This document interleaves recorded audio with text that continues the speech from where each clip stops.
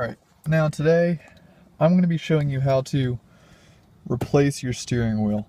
Now if you have an airbag, there's some precautions you want to take. Newer ones are a bit safer. The older ones I don't trust very much. I've heard quite a bit of stories of people dying taking these out. First thing you definitely don't want to do though is have your key in when you're doing it. That's a big no-no. No key. But I'm going to take the extra precaution of disconnecting my negative cable on my battery and waiting approximately 10 minutes. I think Honda usually says 3 minutes, but I'm gonna go ahead and just wait 10, probably get some food or something, and then I'll be back to do that. Now, while I'm waiting for the system to discharge, I'll tell you about this wheel. This came out of a 92-ish, or like early 90s, not mid 90s, but early 90s Accord. And supposedly it is the same spline style as my Civic, my EG Civic. So I was at the scrapyard. I picked this up for $15. Got the cable reel with it. And good thing about these cable reels is they don't actually have a cable in them. I don't even know if you'd call them a cable reel, but they don't actually have a cable in them. So you can spin them forever and they still make contact. Now this is not an airbag model. My Civic has an airbag model. I may try to take care of the SRS light tonight, or I may do that later, but at some point I will show you guys how to take care of the SRS light, so stay tuned. But this wheel actually came as like I said, early 90s Accord. I'm excited to put this in my car. Mine is disgusting. I hate my wheel. I hate opening my door and seeing it. So first what I'm going to try to do is try to get the dangerous part out of the way. Now, most Hondas, if yours is operating properly, if you turn the wheel, it'll lock and you can't move it anymore. Now how you get around that is, like I said, I already have the battery disconnected. You don't want to do this with the key in, because if anything touches something it shouldn't, you got a bag going off in your face. But I have the key in there and I have it turned just to keep the wheel from locking. And what I'm going to do is, I'm on the bottom of the wheel right now, and I'm going to unscrew that first and disconnect the connector that should be right behind here. Alright, so after removing this cover, I found this red short connector in here. So what I'm going to do with this is I'm going to pull this down ever so easily. Just pop it out. So now this is popped out of its little cover. And what you want to do is, again, this is after I've had the battery disconnected for quite some time. You want to disconnect this and connect your red connector if your car has one. Hopefully it does. And you want to connect that red connector to the airbag side.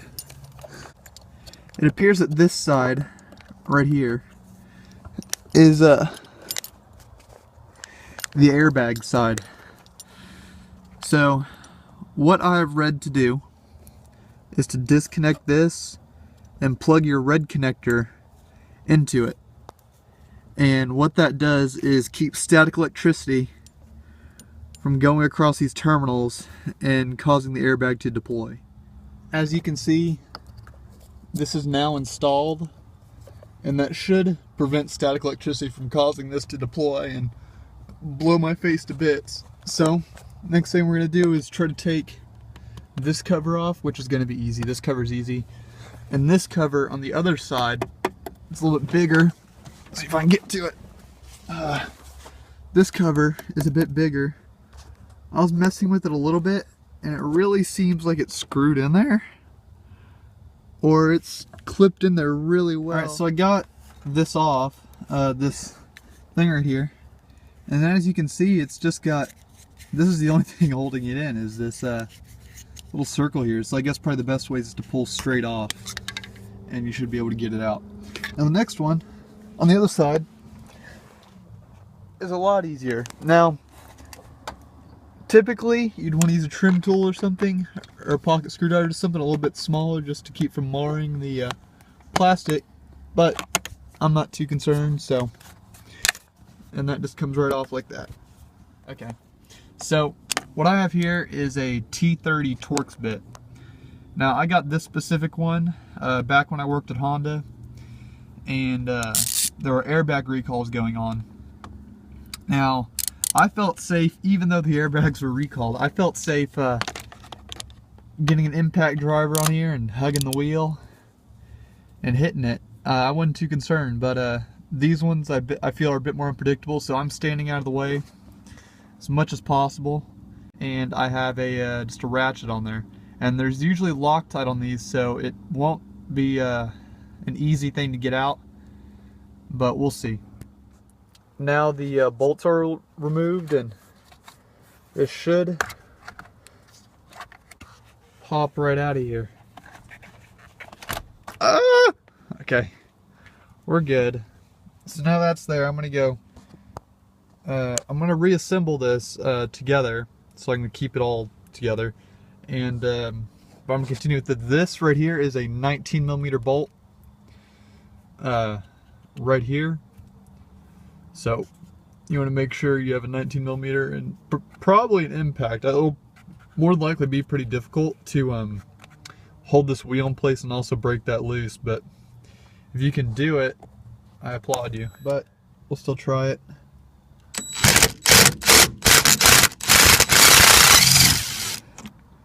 There it is. Go ahead and put it back on the shaft if you'd like to, like that. But the cable reel right here also needs to be disconnected. So once I figure out, okay, I think, so one thing you want to do before you get this wheel off is, you can see the cable reel still coming through here. It's got this wire going to it. Also, you want to slide this thing off bracket right here. But you just want to push this down right here, push it down, and it comes right off there. And then, can't really get a good grip with one hand. There it is. And pull it off there. So now we got the steering wheel out. You don't really want to turn this too much. You don't want it to break. But next thing you want to do is get this cable reel off. This is really difficult to do with one hand. I'm going to try to videotape it. But what you want to do next to get this cable reel off, and again, you don't want to spin this thing, you want to pop this top cover off. Oh, yeah, one side. There's one side up, and what I'm doing here is I'm pulling this top part and pushing this bottom part in. And that's what I did to get that one. Now, just like the front where you want to pull the top and push the bottom, and pull up, of course, it's also got that on both sides, and you want to do the same thing. Just be careful, because I mean, if you care about aesthetics, kind of like I do, you don't want to break any of these, because then it won't pop back into place and it'll look like crap. So next thing you got to do, because you can see some of the screws for the cable reel now, you got to get the bottom one off, which is 1, 2, 3 Phillips screws. So again, 1, 2, 3. Not too bad. You don't want to have your key in when you do it, because you won't be able to pop this around it. There may be another one up here. No, I don't think so. So, yep, get those screws. Alright, so I wasn't able to record the rest of that. My phone died, which was really crappy, but it's pretty much you just get that bottom cover off, and there's like 4 screws that hold that cable reel on. You take those out and the cable reel comes off. It's really simple. But installing that wheel was a whole nother deal. I'm still not even completely done with that. I have it on, it's driving, turn signal cutoff works, all that works. I'm not done with the wiring yet to get the horn to work, and I'm trying to decide if I want to mess with the cruise at all, but